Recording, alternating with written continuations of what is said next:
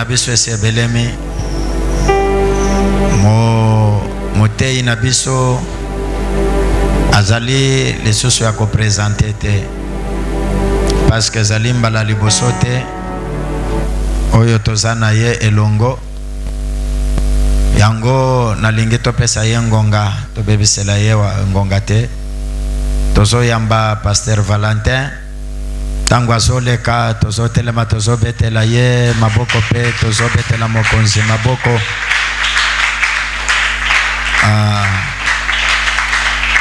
maboko na yo ozobeta eske eza bien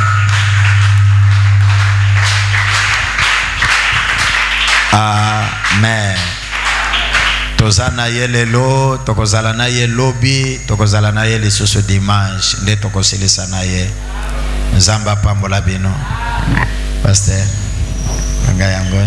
Merci beaucoup.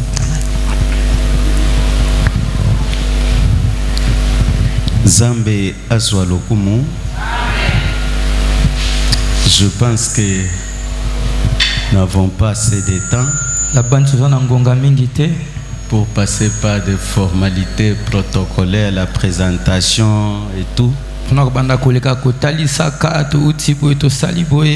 voudrais seulement que là où vous êtes, vous puissiez réaliser la présence de Dieu, parce qu'il est le maître des temps et des circonstances. Il avait prévu cette circonstance avant que chacun de nous soit né. Ozanzambe ikolwe lobi ozanzambe ozanzambe abele lobi ozanzambe ozanzambe ikolwe lobi ozanzambe ozanzambe babele lobi ozanzambe ozanzambe ikolwe lobi ozanzambe ozanzambe abele lobi ozanzambe ozanzambe ikolwe lobi ozanzambe ozanzambe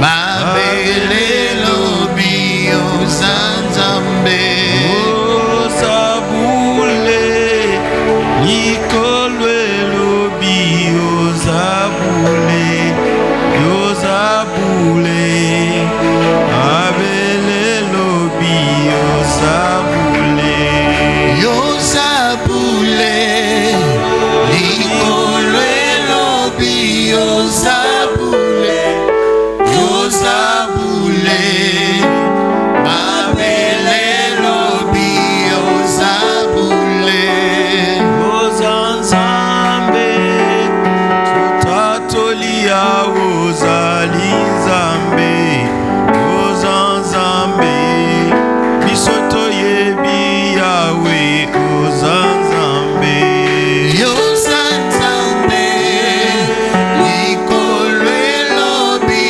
ozanzambe ozanzambe babele lobi ozanzambe ozanzambe na banzambe ozanzambe na banzambe ozanzambe na banzambe ozanzambe na banzambe ozanzambe na banzambe ozanzambe na banzambe ozanzambe na banzambe ozanzambe na banzambe soki tosengi okopesa soki tosengi okopesa soki tosengi okopesa soki tosengi okopesa nzambe mama yawe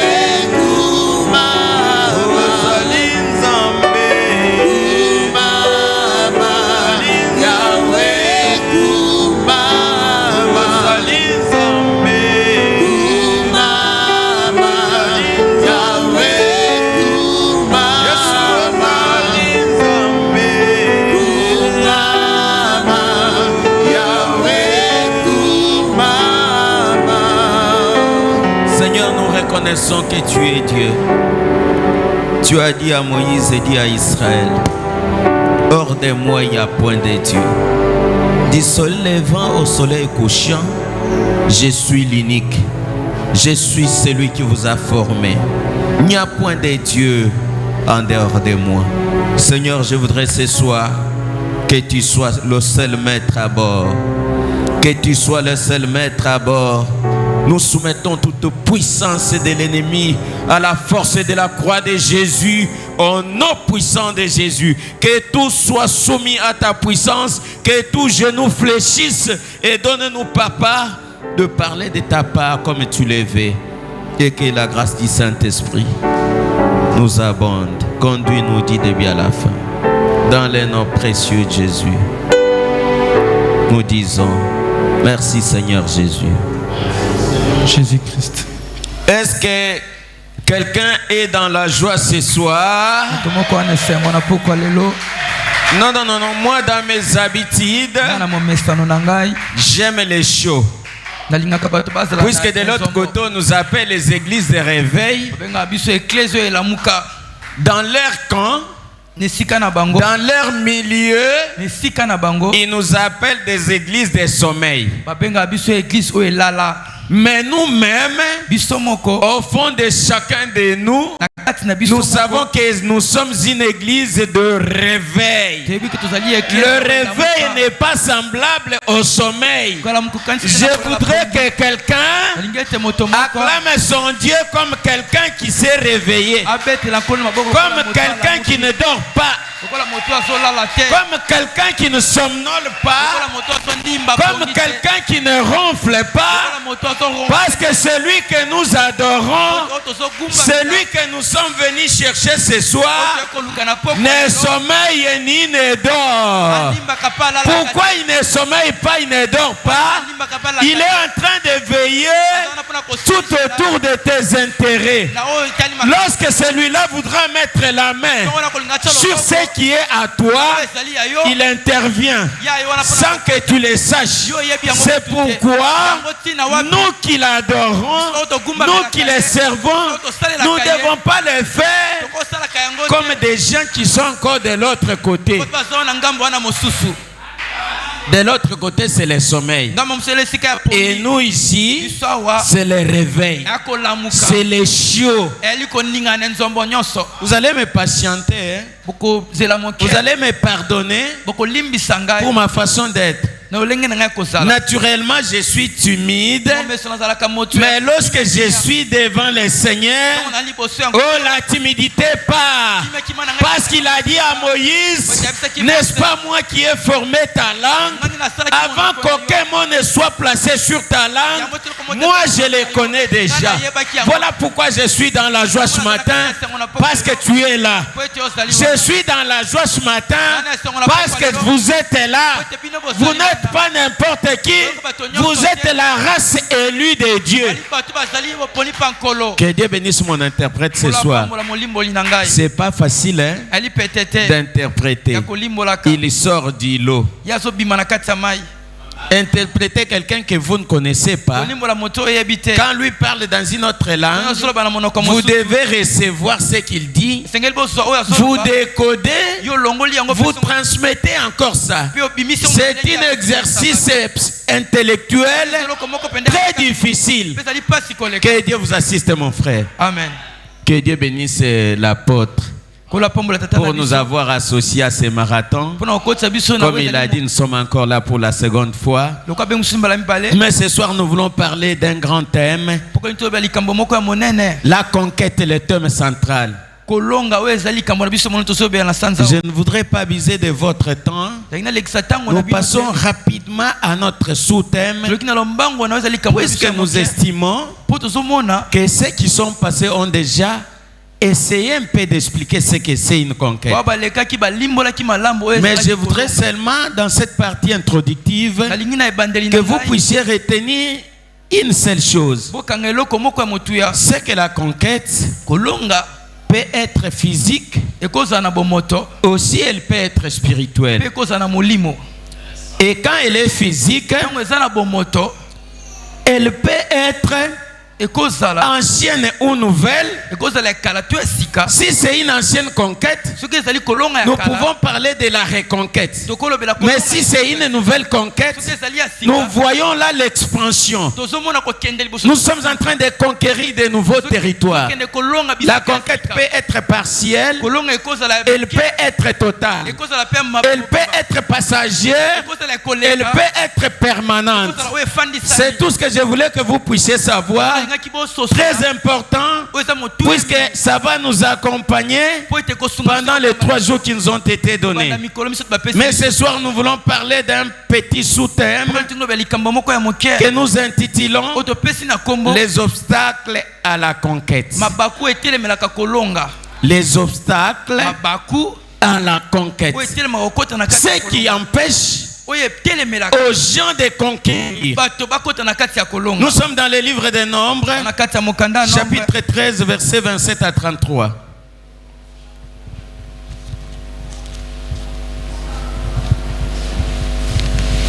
Nombre 13, 27 à 33.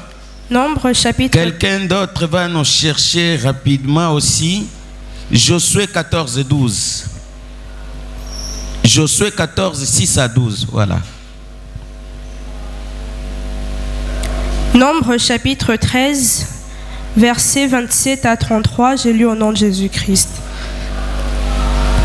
Voici ce qu'ils racontèrent à Moïse. Nous sommes allés dans les pays où tu nous as envoyés. À la vérité, c'est un pays où coule le lait et le miel, et en voici les fruits.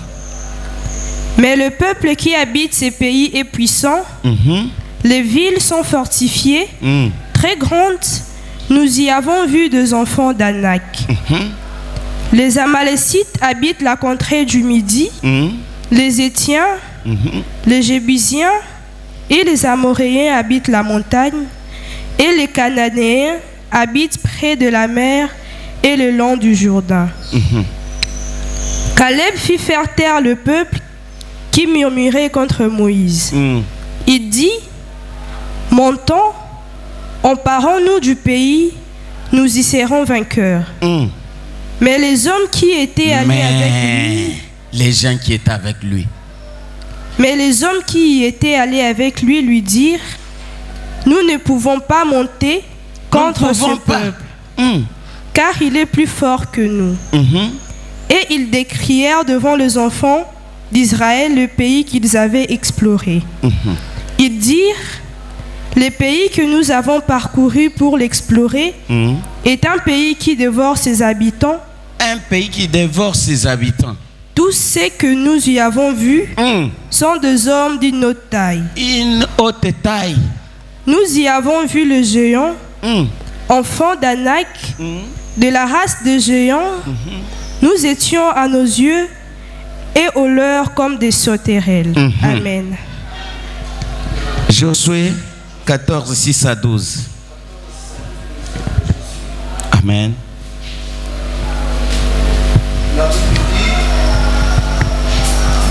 Le fils de Juda s'approchèrent à Josué, à Gilgal.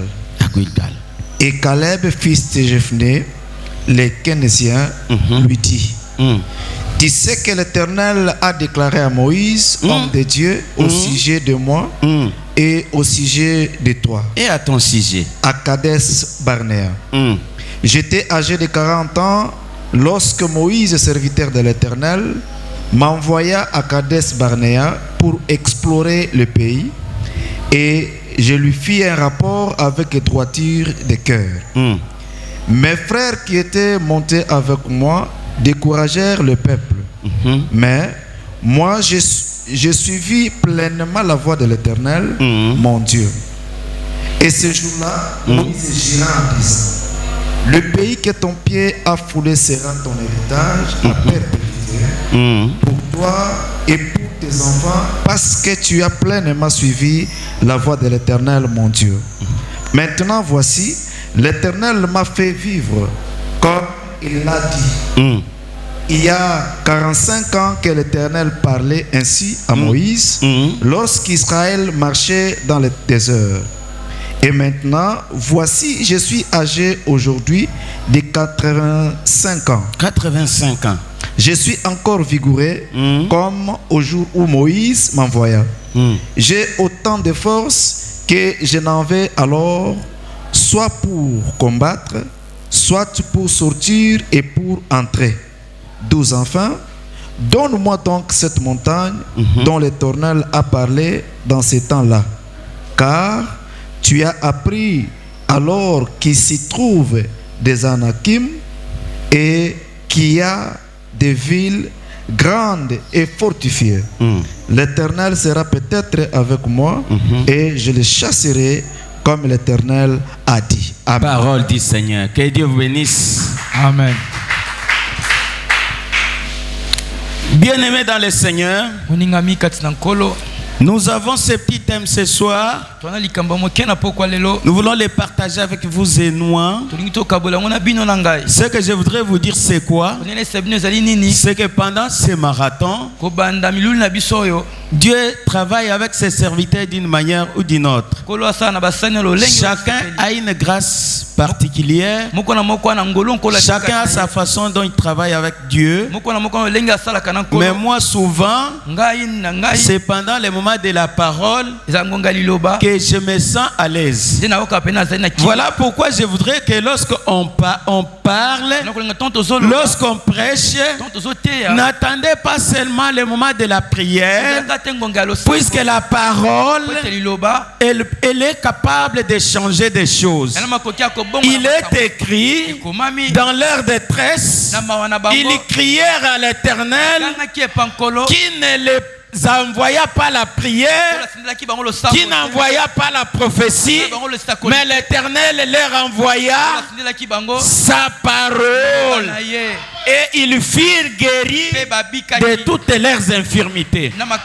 Nous parlons des obstacles à la conquête. Selon les livres des Nombres qu'on venait de nous lire, quand vous remontez un peu plus tôt au chapitre 13, verset 1, Dieu est en train de donner l'ordre à Moïse.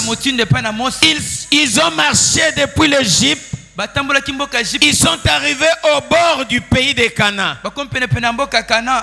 L'Éternel dit à Moïse, envoie des gens qui vont espionner maintenant la terre que j'avais promis à ses pères.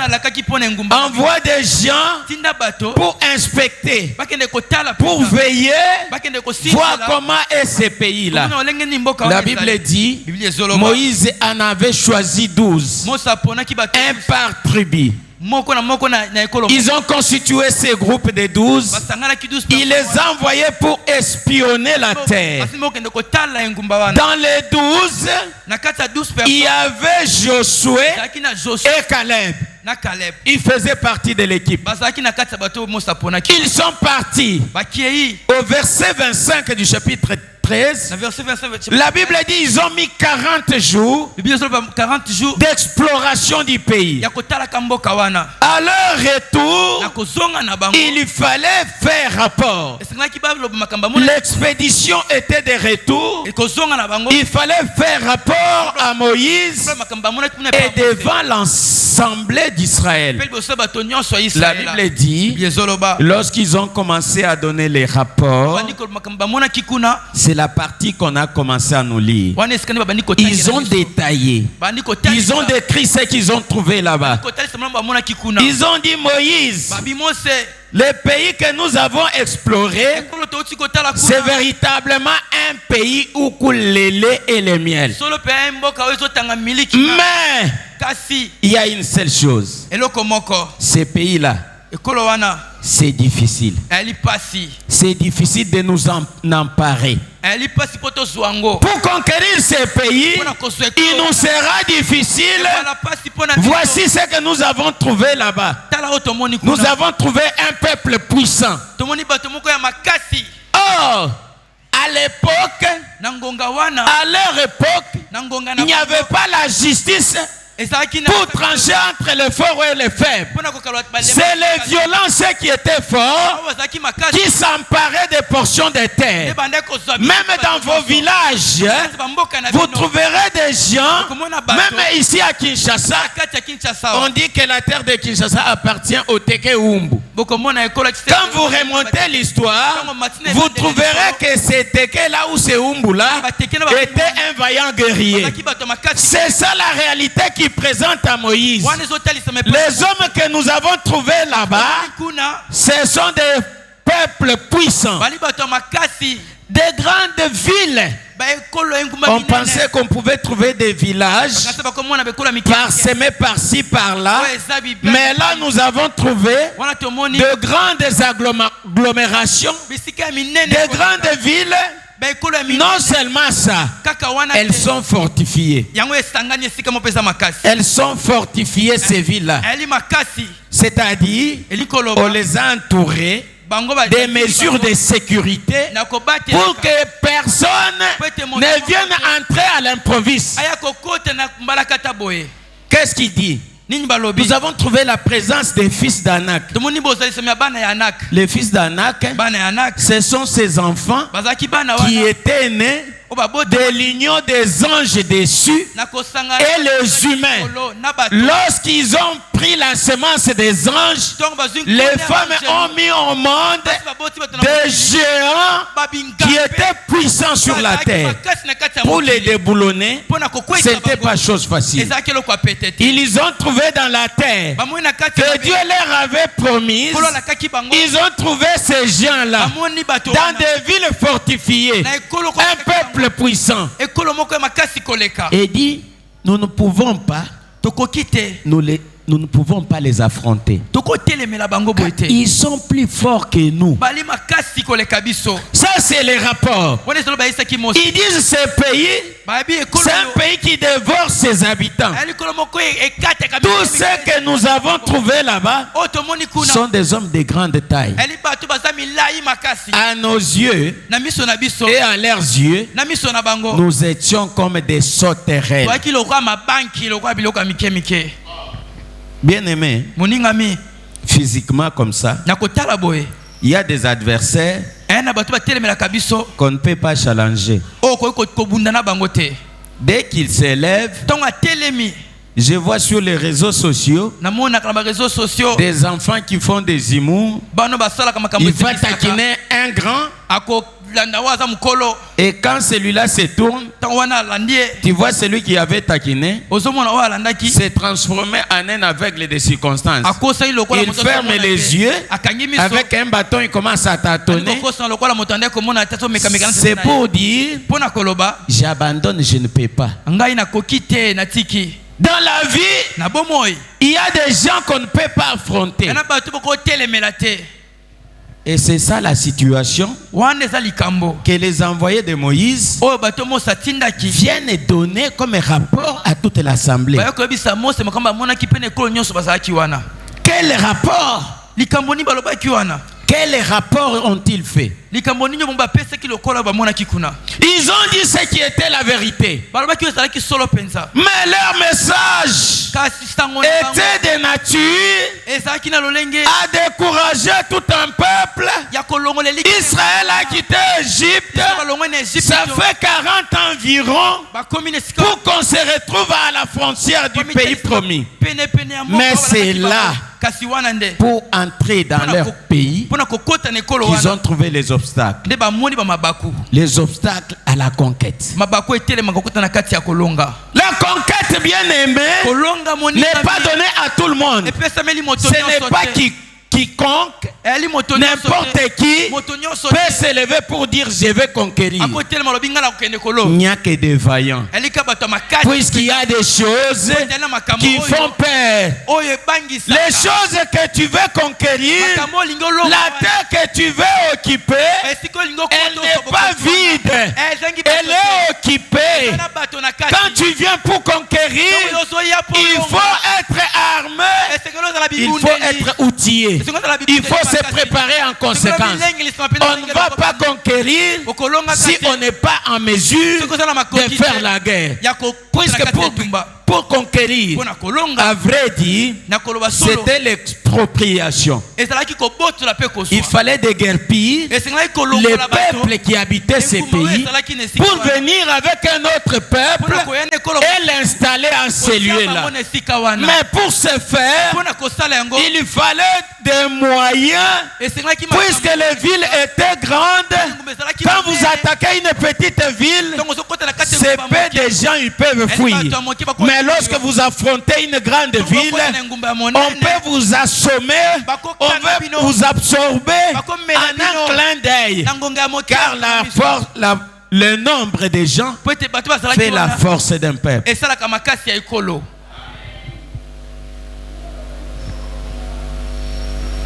Ce n'est pas n'importe qui peut conquérir.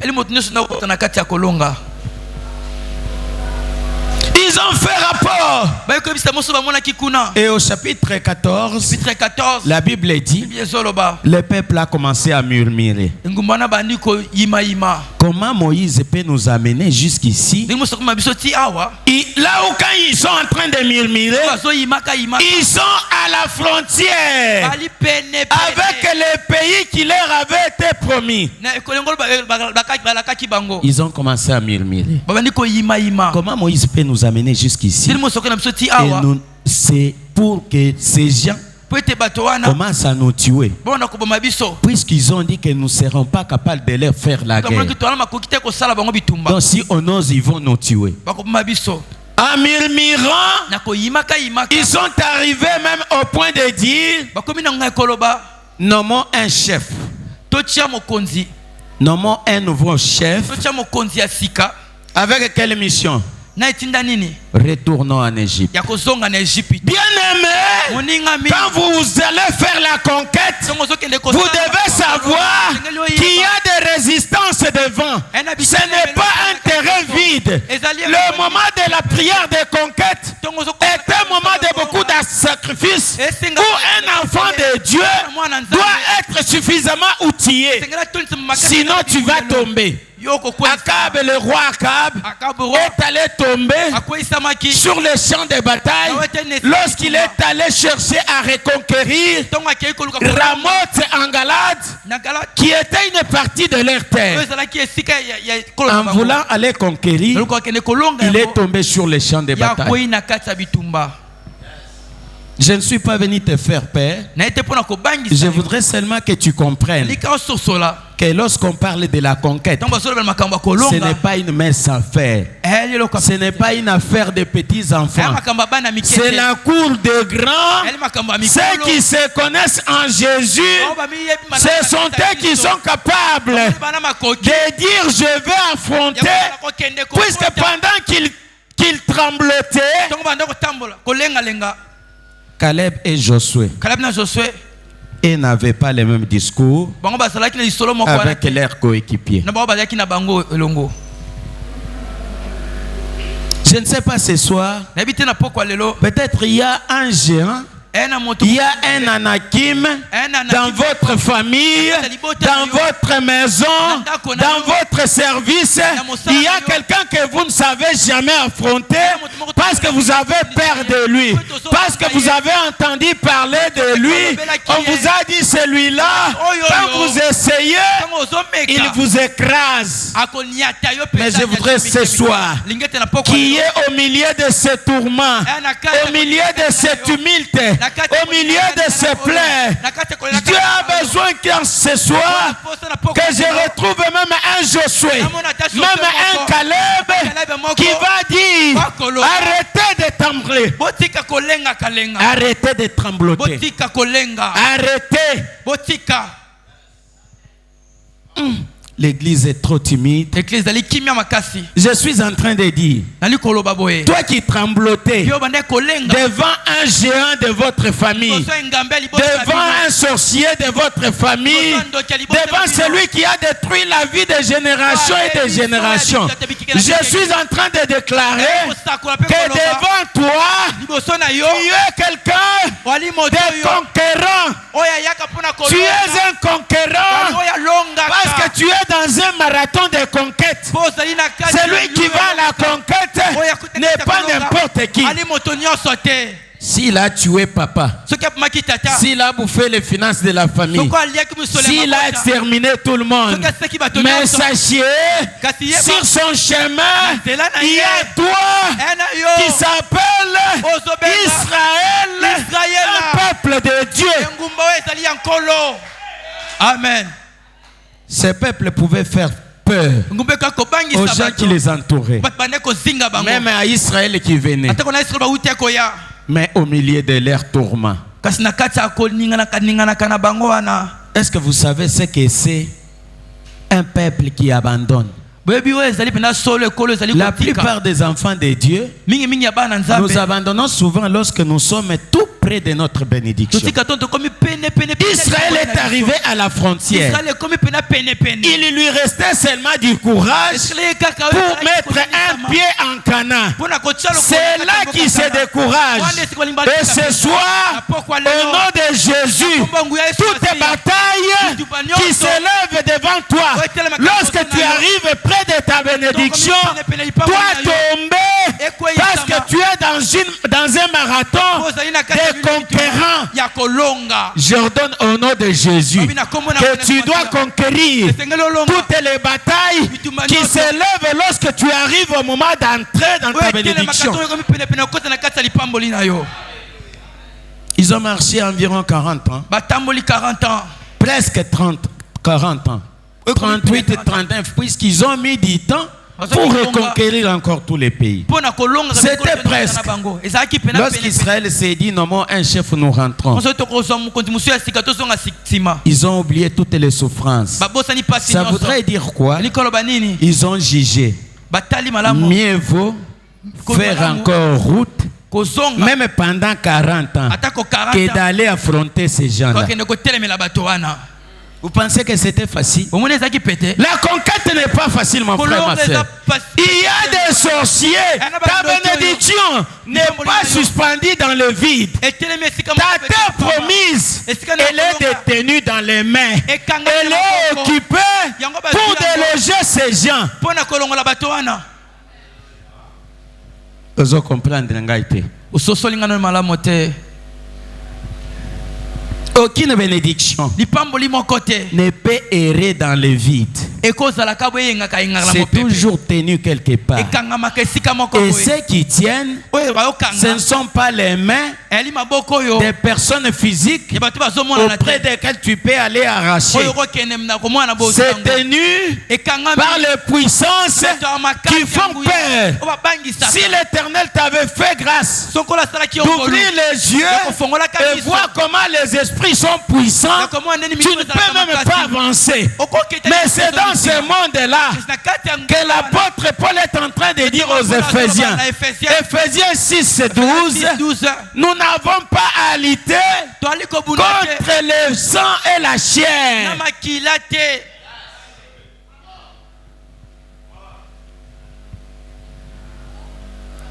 Toute domination, toute autorité de ta famille ce soir doit sentir qu'il y a un Caleb ici, qu'il y a un Josué ici qui dit non, je ne vais pas abandonner.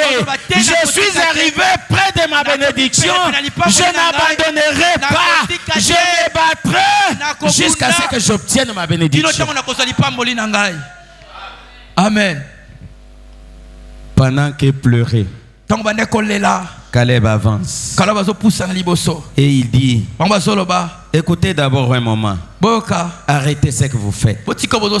Arrêtez ce que vous faites. Au verset 8 et 9. Qu'est-ce que Caleb va dire? Caleb va leur dire, l'Éternel est avec nous. Il dit, si l'Éternel si l'Éternel nous est favorable, il nous mènera dans ce pays et nous les donnera seulement.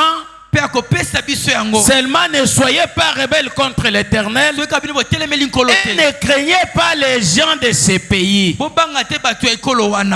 J'aime les paroles de Caleb. Seulement si l'Éternel nous est favorable, il est en train d'implorer la faveur de Dieu.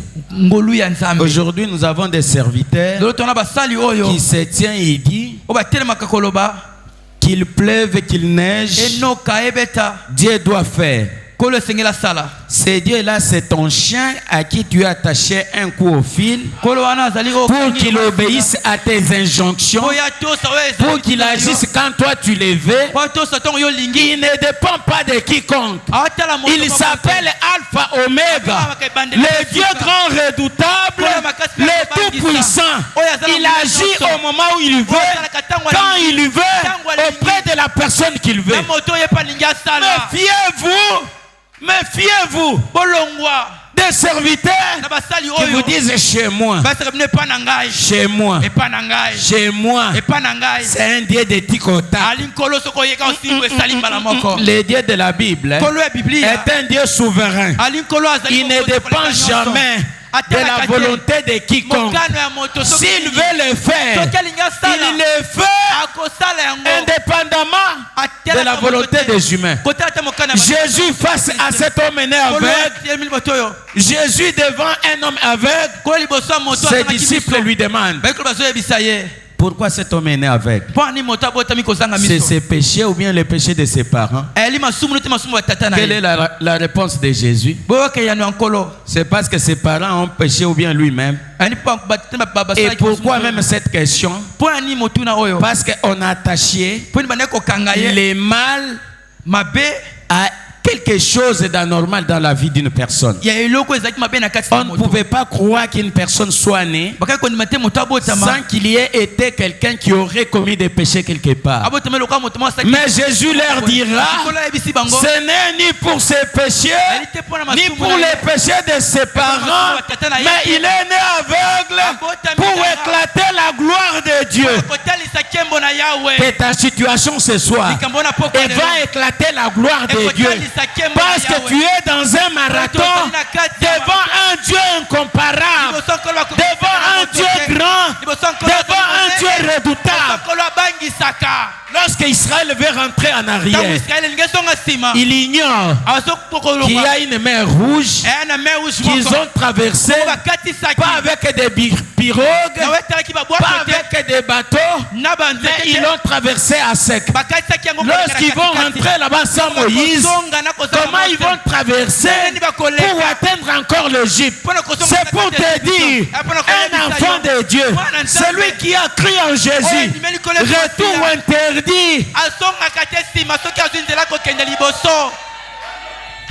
Tingama. Même si je n'ai pas ce que je veux aujourd'hui, je sais que je m'accroche. Et celui sur qui je m'appuie ne va pas me lâcher. Et ce soir, tous les fils d'Anak de ta vie tombent au nom puissant de Jésus. Tous les fils d'Anak de ta famille tombent au nom de Jésus. Les dominations échouent devant toi. Ils ont dominé sur papa, ils ont dominé sur maman, mais sur toi, tu es une conquérante. Tu es un conquérant. Toi, tu as une mission. Toi, tu as une mission. Les conquérants, on ne peut pas les dominer. C'est lui qui domine toujours. Amen. Caleb leur dit: si l'Éternel nous est favorable, il va nous donner ces pays. Qu'est-ce qu'il dit? Car ces gens, ils nous serviront de pâture. Ils n'ont pris d'ombrage pour le couvrir. L'Éternel est avec nous. C'est si fort, c'est si puissant comme déclaration d'un chrétien. C'est si fort comme engagement d'un enfant de Dieu. Ne craignez pas ces gens. Avançons, parce que ils n'ont plus d'ombrage sur eux. Qui savait que dans la vie des personnes, il y a un ombrage qui plane. Celui qui fait terreur dans la famille. Il a l'ombre de la sorcellerie sur lui. Il a l'ombre d'un pouvoir mystique sur lui. Mais Caleb se lève pour dire, ces gens-là, ils n'ont plus d'ombrage sur eux. Au nom de Jésus, tout ombrage sur tes ennemis est connu moi bango sans que va comprendre. Je déclare au nom de Jésus. Qui sait ce que fait l'ombrage? Qui sait comment l'ombrage se forme? Si c'est l'Éternel Dieu qui a créé la personne et lui a doté même l'ombrage, ce qui fait la force de tes ennemis, c'est l'ombrage de monde des ténèbres. Et ce soir, il y a un Dieu capable d'enlever l'ombrage, qu'il enlève l'ombrage de tes ennemis.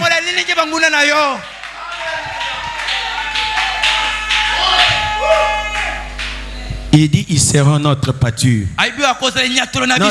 Le pâturage, c'est ce qui sert d'aliment aux animaux pour venir en bonne santé.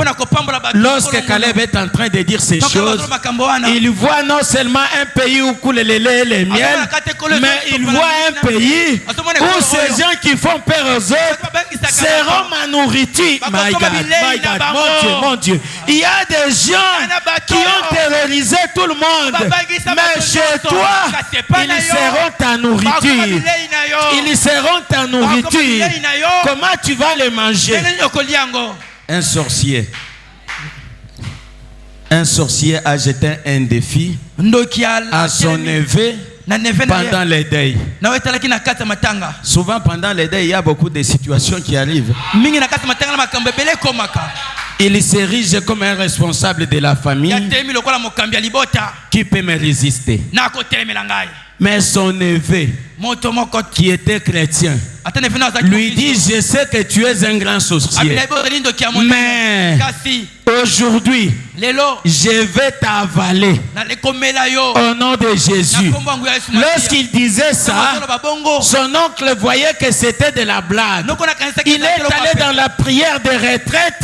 Il a dit que le géant qui a longtemps tourmenté la famille, je le terrasse au nom de Jésus. À ceci, je me suis rappelé la prière de David devant Goliath. Qu'est-ce qu'il a dit? Tu viens vers moi avec des javelots et des lances, mais moi j'avance vers toi au nom de l'Éternel. Il a cité l'ombrage qui était sur lui. Caleb a dit, l'Éternel est avec nous. L'Éternel est notre ombrage qui va enlever l'ombrage de Dieu sur nous. Mais eux n'ont plus d'ombrage. Oh, le temps. Oh mon Dieu. Nous passons, nous devons rattraper le temps. Le deuxième obstacle, c'est l'esprit de retard. À la suite de ces discussions, le peuple menace même Caleb et Josué de les lapider jusqu'à ce que la gloire de Dieu apparaisse au milieu du peuple. Au temps ancien, on pouvait voir quand Dieu descend dans sa gloire. Lorsqu'ils ont vu la gloire de Dieu, ils ont commencé à reculer. C'est ainsi que Dieu va dire à Moïse, je vais les tuer tous. Ils ne vont plus entrer dans cette terre. Mais toi, Moïse, je ferai de toi un grand peuple, un peuple puissant, et c'est toi qui vas occuper cette terre. Là-dessus, Moïse intercède. Un bon berger, un bon leader, tel que votre papa est là, il ne voudra jamais, même une seule personne, quitter le troupeau. Moïse a intercédé. Si tu les tues, en Égypte, on dira que tu es un Dieu capable. Laisse ce peuple. Dieu dit, j'ai exaucé ta prière à une seule condition. Toute la génération des gens qui sont venus de l'Égypte, ils ne vont plus entrer. Seulement leurs enfants. Sauf Caleb et Josué. C'est là Caleb a obtenu la faveur de Dieu, la grâce de Dieu, pour entrer. Quand ils sortaient de l'Égypte, on disait qu'ils étaient combien? Environ 70 000, des choses comme ça. 70 000 personnes. Mais dans les 70 000 personnes, il n'y a que 2 personnes qui ont traversé la mer Rouge, qui vont entrer en Canaan. C'est pour dire, bien aimé, devant Dieu, on ne blague pas. Tu veux conquérir, il faut avoir la crainte de Dieu. Si tu ne crains pas Dieu, tu es un chrétien qui marche méli-mélo, Dieu va te rejeter.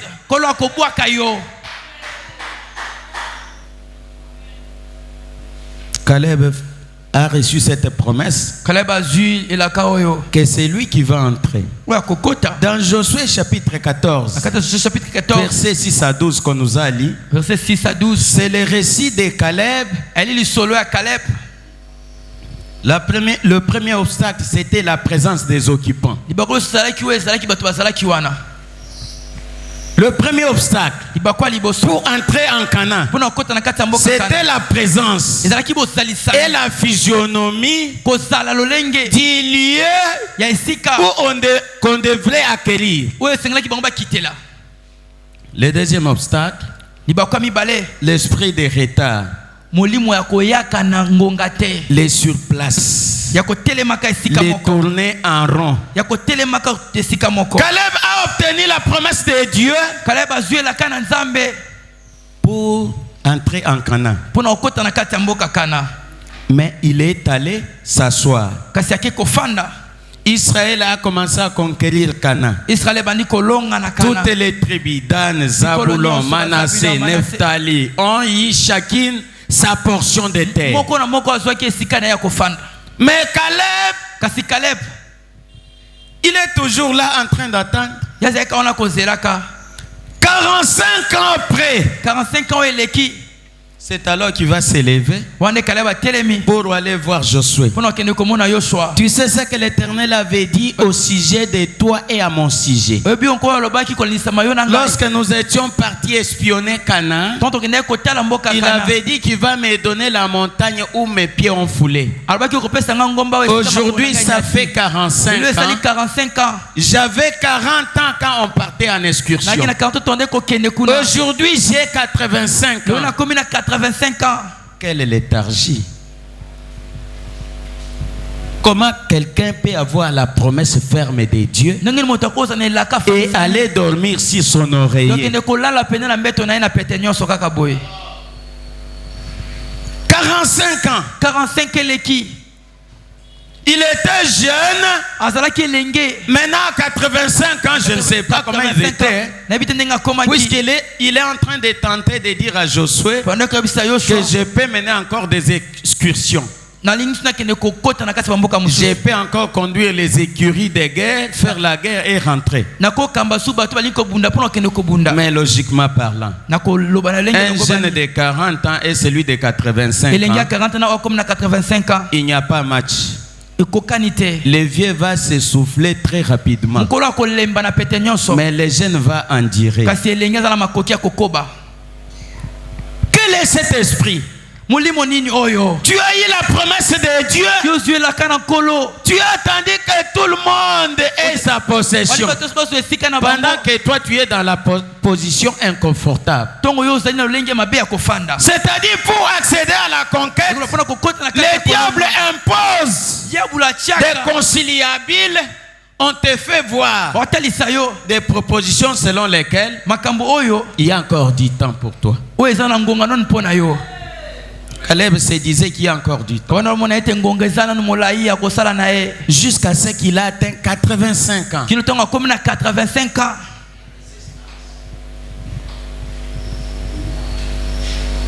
Il y a des esprits comme ça dans la famille. Quand on voit que tu as déjà accédé un pas, puisqu'ils étaient déjà dans la terre promise, mais sa part à lui ne lui revenait pas, il attendait toujours. Il y a des gens dans ces marathons qui continuent à attendre que c'est peut-être demain ou après-demain. Alors que nous sommes des gens en pleine conquête. conquête. Je voudrais dire à quelqu'un, réveille-toi, sors de l'esprit du surplace, les esprits qui retardent le projet. Il y a bien des temps tu pouvais avancer, tu pouvais être loin dans les affaires, tu pouvais être élevé il y a longtemps, mais à cause des esprits du surplace, tu étais là en train d'attendre. Mais ce soir, au nom de Jésus, que ces conciliables des familles doivent être quittés au nom de Jésus. Abraham dit à son serviteur Eliezer, va prendre pour mon fils une femme. Là c'est Isaac qui devrait se marier. Mais Abraham lui dit, mets ta main sur ma cuisse gauche. Pour que tu fasses un vœu, tu vas girer. Tu vas girer que tu ne vas pas prendre pour mon fils une femme cananéenne. La Bible dit, ils ont fait tout ce que Abraham avait demandé.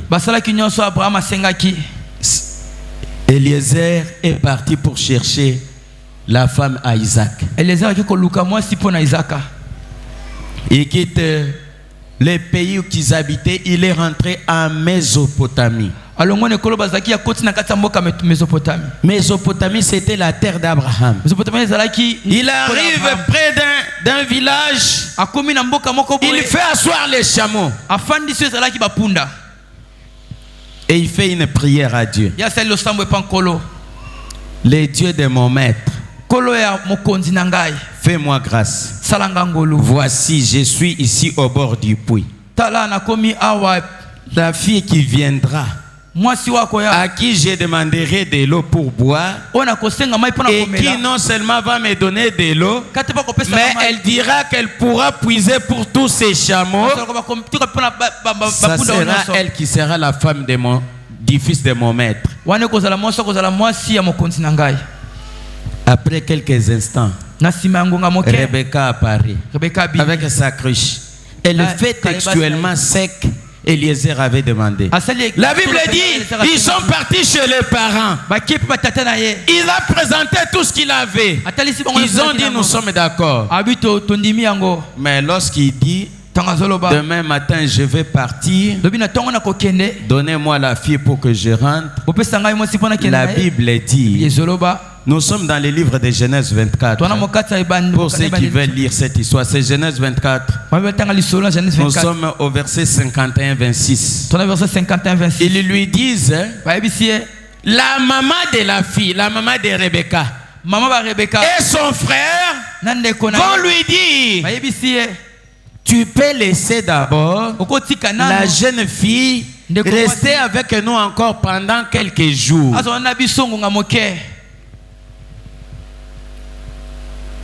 Il demande que la fille reste quelques jours. Ceux qui demandent qu'elle reste quelques jours, ce sont les membres de la famille, oui ou non? Bongo. Logiquement parlant, ils ont besoin et l'affection de leur fille, oui ou non? C'est ça. Mais spirituellement, ils sont en train de retarder la bénédiction de Rebecca, oui ou non? Combien de fois dans ta famille on t'a déjà fait des propositions pareilles qui paraissent bonnes aux yeux des hommes, même dans ton cœur toi-même, mais spirituellement on est en train de retarder quelque chose. Et ce soir je déclare au nom de Jésus que l'obstacle de l'esprit de retard quitte ta vie au nom puissant de Jésus. Que l'esprit de retard quitte ta vie au nom de Jésus. Si toi tu as mis beaucoup de temps pour trouver un bon travail, mais je déclare au nom de Jésus que tes enfants aillent plus vite que tu le penses. Je dis ceci, que ceux qui viennent de toi soient la version améliorée de ta vie. Si ta vie a connu de retard, si ta vie a été freinée quelque part au cours de ces marathons de conquête, ce qui t'appartient va décoller. Je le déclare au nom de Jésus. Ce qui t'appartient doit décoller comme une fusée au nom puissant de Jésus. Je le dis avec assurance parce qu'au jour où la pluie devrait tomber sur terre, la Bible dit Akab était monté à la montagne où était Élie. Et Élie est monté pour prier afin que la pluie tombe. Lorsque Élie était en train de prier, à la 7e fois, son serviteur lui dira j'ai vu une petite nuage comme la pomme de main apparaît. Et Élie a dit à Akab ceins-toi les reins, hâte-toi de partir car il va pleuvoir bientôt. Ceux qui viennent de Dieu ne connaissent jamais le retard. La pluie qui apparaissait comme une pomme de main avant qu'Akab n'arrive en ville, la pluie avait déjà commencé à pleuvoir. Je déclare ce soir, pendant ce marathon, avant qu'on arrive à la fin, il y a des choses qui vont s'accélérer à une seule condition. Si tu crois à la parole de Dieu, il y a des choses qui vont s'accélérer. Et la Bible enchaîne pour dire Élie qui était resté derrière, il s'est saigné les reins. Il a couru plus vite jusqu'à dépasser Akab qu'il avait devancé. Je voulais dire à un enfant de Dieu, ce qui t'avait devancé, c'est possible dans ce marathon que toi tu atteignes les uns. C'est possible dans ce marathon que tu dépasses les uns. Le problème, c'est croire à la parole de Dieu que dans ce marathon, je vais aller plus vite. Tout cela c'est quoi? La faveur de Dieu. La faveur de Dieu. Caleb avait dit si Dieu nous est favorable, si Dieu nous est favorable, si Dieu nous est favorable, il va nous faire entrer dans ces pays. Et ce soir, dans ces marathons, ce qui va compter, ce qui va compter pour nous, c'est la faveur de Dieu. Je voudrais dire à un enfant de Dieu qu'il y a des choses que tu ne méritais pas à cause de ta façon d'être. Il y a des choses qui avaient été retardées à cause de ta négligence. Combien de promesses de Dieu que tu as eues? Je suis en train de te réveiller là où tu es. Va secouer les carnets de promesses de Dieu. Jetez-y un coup d'œil. Voyez qu'est-ce que Dieu n'a jamais dit pour toi. C'est le moment pendant la conquête de lui dire Seigneur, il est maintenant 85 ans. Je vais ma part. Je vais ma part. Je vais ma part.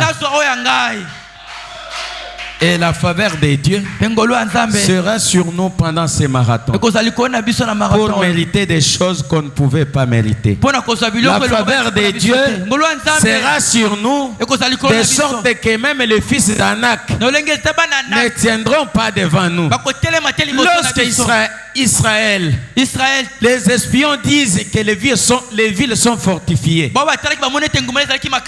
ils ont oublié qu'il y avait un Jéricho qui était plus fortifié que les fils de Canaan, puisque Jéricho avait la renommée de cette ville fortifiée, mais qui s'est écroulée non pas par les armes, non pas par les lances, mais Jéricho s'était écroulé au moyen de cris et de tambours battants. Ce soir, il y a une faveur de Dieu qui va entrer dans la voix de quelqu'un. Lorsque toi tu vas parler à Dieu, les ennemis vont entendre comme le pas de Cécile le pré qui s'approchait des camps syriens et que les Syriens entendaient le chien alors que c'était le bruit des pas de l'épée. Ce soir, la faveur de Dieu va entrer dans ta prière. Il y a des choses qui vont se déclencher. Parce qu'il y a un Dieu qui est au-dessus de tout, qui est un Dieu de la conquête.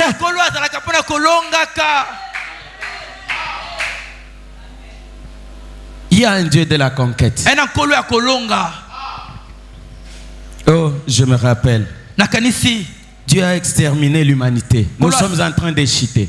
Dieu a exterminé l'humanité à cause du péché lors du déluge. Mais lorsqu'il a fini, il a observé la catastrophe qu'il avait causée. La Bible dit il s'est repenti. Il dit je ne vais plus exterminer la race humaine sur terre de cette façon-ci. Qu'est-ce que Dieu va faire? Il va mettre dans un signe dans le ciel,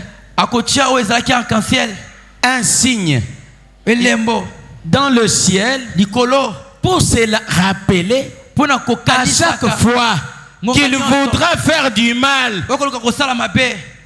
Il doit se rappeler que j'avais géré. Et ce signe, c'est l'arc-en-ciel.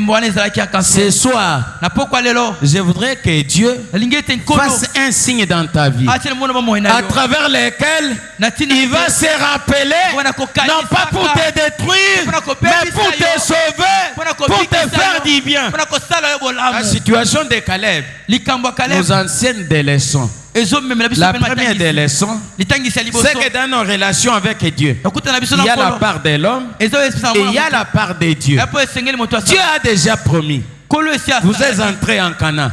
Mais pourquoi ne pas réclamer ta part? Dieu ne fera pas tout à ta place. Voilà pourquoi tu es obligé de te tenir pendant les marathons, battre les mains, lui dire Seigneur, je vais conquérir. La deuxième leçon, c'est que il y a la fidélité de Dieu. Quand Dieu promet, tôt ou tard, ça s'accomplit. Les hommes de ce monde, on peut s'entendre. On peut s'entendre sur une chose. Mais au moment des disputes, on peut laisser tomber tous les projets parce qu'on s'est séparés. Mais la Bible dit 45 ans après, Caleb a eu sa montagne. La fidélité de Dieu. Israël a fait 430 ans en Égypte. Comme Dieu avait dit, je les ramènerai sur cette terre. Ils ont fini par rentrer. Tu penses que Dieu n'a pas menti à Caleb? Dieu n'a pas menti à Israël. Toi, est-ce que ta situation est plus compliquée que celle-là? Tu penses que toi tu es plus pécheur qu'Israël? Tu penses que tu es plus mauvais que tout le monde sur terre? Non. La faveur de Dieu. La faveur de Dieu. Et ce matin, et ce soir plutôt, nous sommes à la fin. Je voudrais que tu puisses avoir quelques temps où tu vas dire à Dieu, Seigneur, les Anakim, les villes fortifiées qui représentent les prisons du monde des ténèbres. Bien-aimés dans le Seigneur, dans nos familles, il y a des prisons familiales. Dans nos villages, il y a des prisons de chaque village. Dans nos tribus, il y a des prisons de tribus. C'est pour cela que vous entendez des gens dire, telle tribu, ils ne peuvent pas faire ça. C'est parce que c'est encadré dans les villes fortifiées. Tu ne peux pas sortir de là s'il n'y a pas quelqu'un qui vient te racheter. Et nous avons quelqu'un. Israël avait un Dieu qui agissait en tout le temps. Mais nous aujourd'hui, nous avons quelqu'un qui a tout fait en avance.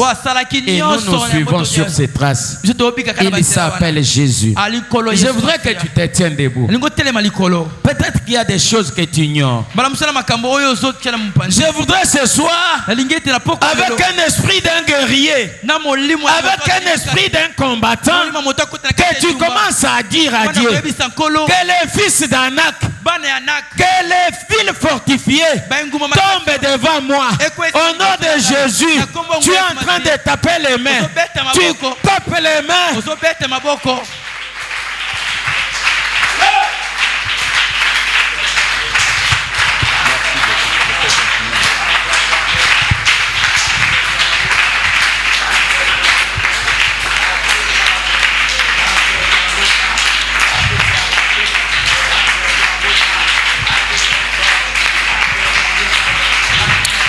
Nani atelemela bino na famille? Nani atelemela yo na libota? Nani atelemela? Nani aloba awe loko ya bien koko bimate? My God. Nani apakola yo ya kopakola? Pendant que toi tu dormais, bango bazola la te. Bazo kota bikota kota. Na munoko na bango ka kombo na yo. Na munoko na bango kombo a famille na bino. Bazo lobo kombo ngate. Ce soir, bana kime bakweya. Bana kime bakweya. Bajia nyoso ya famille nanga. Bajia nyoso ya libota nanga. Bajia nyoso bakweya sama. Ce soir, bakweya au nom de Jésus. Ce soir, quoi sabango, qui qu'il soit, Atabazabanan, my God, ils n'ont plus d'ombrage. Bazali sousouné l'iniquité, Bazali sousouné l'iniquité, Yawa Kabimangwe Panayo. Oh mon Dieu, Seigneur intervient, Seigneur étend ta main, Seigneur étend ta main, Dieu des cieux, my God, Dieu fort, mon Dieu, mon Dieu. Tu es le tout-puissant, tu es le tout-puissant. Que les années tombent, que les fils d'Anak tombent, que les fils d'Anak tombent, mon Dieu. Bakweïsa, Bakweïsama,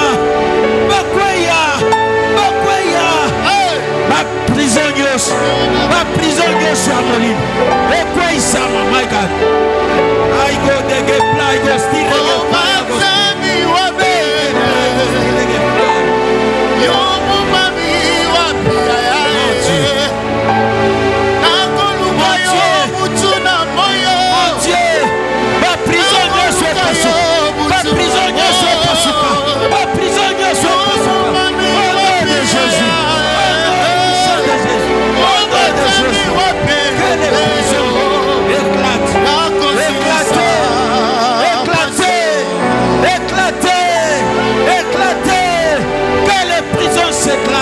Que les prisons explosent. Au nom de Jésus, au nom puissant de Jésus, au nom puissant de Jésus, au nom puissant de Jésus. Oh happy, oh papa. Jésus, my God.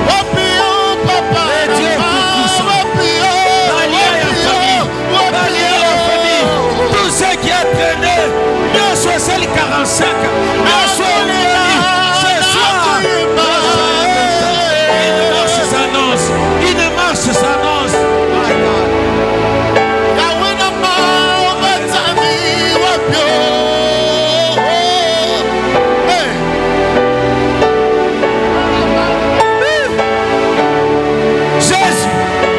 Jésus intervient, Jésus intervient, Jésus intervient, Jésus intervient.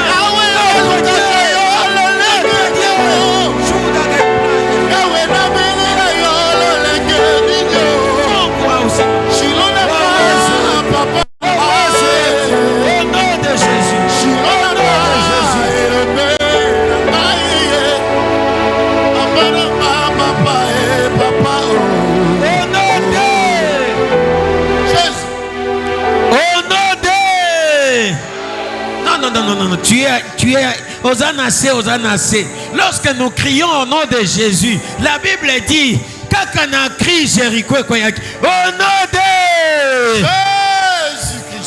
Jésus-Christ. Écoutez, la leçon de Caleb nous montre que tu peux être un bon serviteur. Tu crains Dieu, tu es puissant, mais le diable te bloque.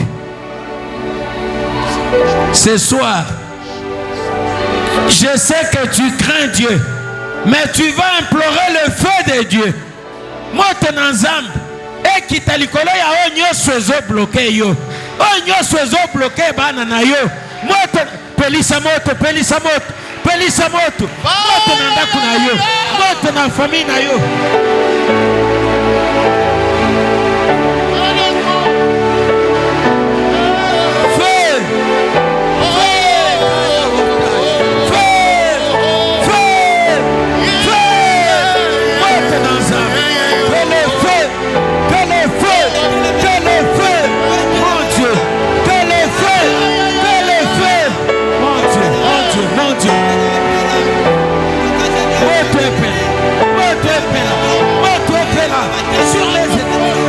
nyonso bakanga yango esika nyonso bakanga ya yo esika nyonso batanga kombo na yo moto na nzambe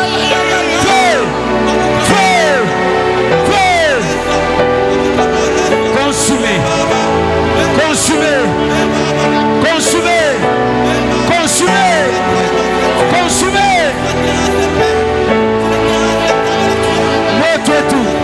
moto etumba oyo nyonso eumeli na vi na yo moto etumba moto ekonsumé moto ekonsumé moto ekonsumé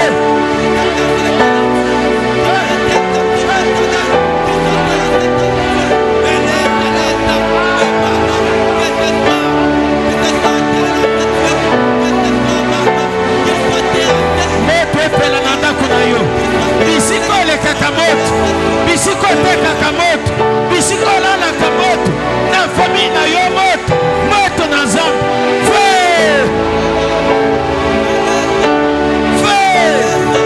moto consumé moto consumé toutes les prisons du monde moto na nzambe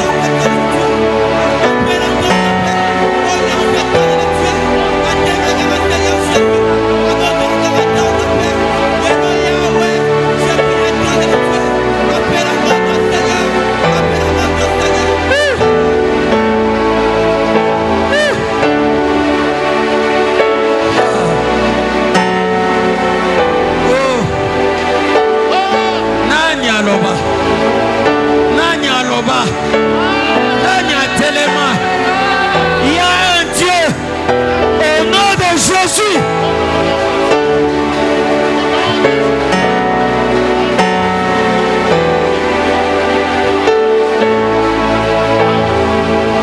au nom de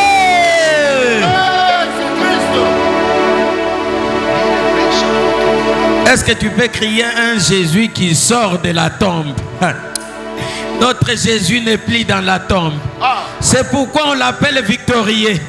Dans le monde de la conquête, ceux qui sont sortis victorieux, ce sont de vrais conquérants. Et un seul a conquis là où personne n'avait jamais conquis. Un seul a conquis là où personne n'a jamais conquis. Il s'appelle Jésus. Est-ce que tu peux crier Jésus?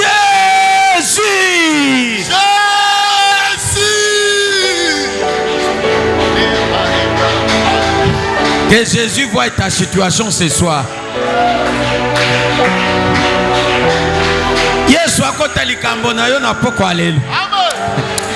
Est-ce que tu peux crier encore Jésus?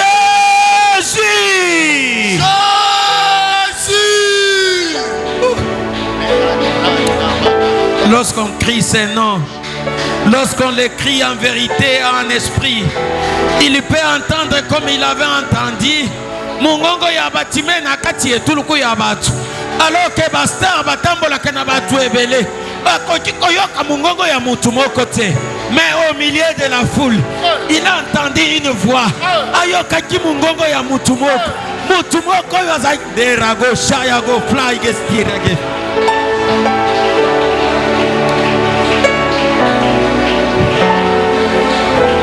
Eda gesta bagada gera me gostina ge.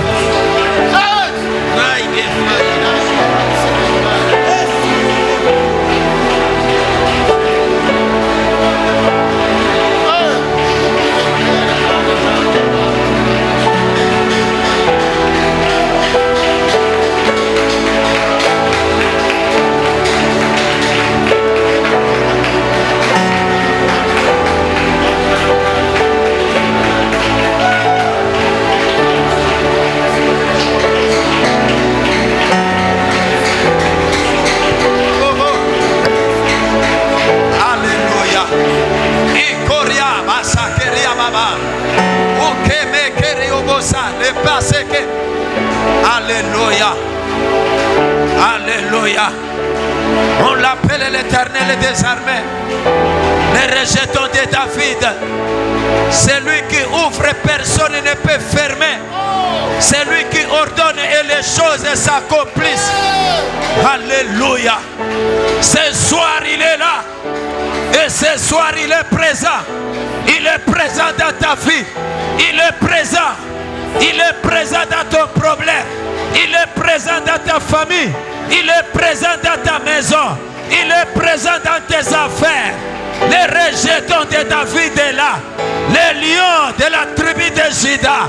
L'agneau immolé, il est là. L'arbre de vie, les torrents de vos vives, il est là. Alléluia. La quatrième personne dans la fournaise, il est là. Il est là. Il est là. Il est là. Il est là. Il a dit, il n'abandonnera point. Il ne te délaissera point. Il est à côté de toi. Il est avec toi. Sois conscient. Sois conscient et sois courageux. Il agit. Personne ne peut s'opposer. Ce soir, il est là. Ce soir, il est là. Il ne t'abandonnera point. Il ne te délaissera point. C'est celui qui a le dernier mot. Il tient la clé de David. Si lui ouvre, personne ne peut fermer. Oh, je le vois. L'étoile brillante du matin. Moi, je le vois. Moi, je le vois. L'étoile brillante du matin. Il arrive. Il siège au milieu de son peuple.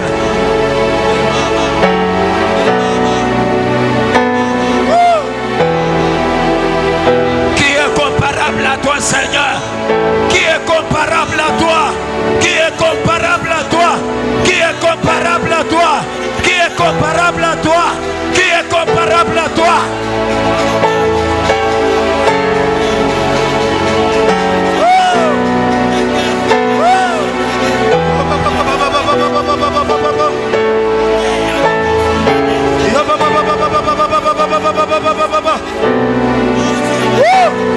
Il est là, il agit, il agit, il agit, il agit, il agit, il agit, il agit, il agit, il agit encore.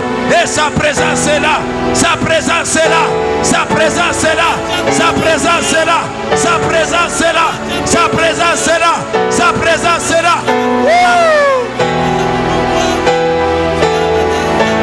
Il délivre, il délivre, il délivre. Sa présence est saine, sa présence délivre, sa présence bénit. Je le sens et je le vois. Je le sens et je le vois. Je le sens et je le vois. Son onction est là.